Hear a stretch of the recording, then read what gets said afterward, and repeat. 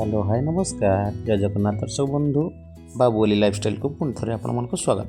आज आपको देखा जाऊँगी सोरिष साग पश्चिम ओडिशार केମିତି खरड़ा हुए। सोरिष साग देखो सोरिष साग को काटिक कड़े बर्तमान सिझे देली इनग्रेडिएंट्स नहीं किसी टमाटो कटा आउ बादाम कंचा बादाम को भिजे ग्राइंडिंग करदेली आउ कड़े अल्प टिके सोरिष तेल पकईकरी जीरा फुटण पकईकरी से टमाटो जो काटिक रखी थी से पकईकि कचकच कर भाजीदेली टे भाजी हो गला से ग्राइंडिंग कर रखि बादाम मंजी गुड़ी को देदेली से किसी समय पर सिझीगला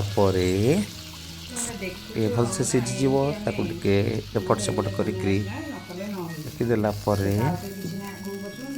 सेपटे मुझे कौन कर सोरिष साग को भलसे काटी धोई सिझे रखिदे 5-10 मिनट लुण टे सिझे रखिदे। बर्तमान यही जो बादाम पेस्ट फुटन पकईला भाजिकी रखि केतक बड़ी को पकईदेली तापर सिझे रखि सोरिष साग को से आड करदेली। बर्तमान ताको सब टे घांटी देवी धीरे धीरे एपट सेपट कर 2-4 थर घांटी देकरी किसी समय पाई से बादाम पेस्ट सहित सोरिष साग को सिझाक देवी। बादाम पेस्ट देदेले टेस्टा भल आसो आउ सोरिष साग पिता अंशटी कटिज।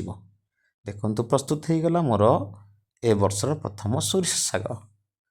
तापर अन्य जो आइटम गुड़ाक होता ताको मिसेई बा सोरिष साग धरी खाइबा को बसी पड़िली। जय जगन्नाथ।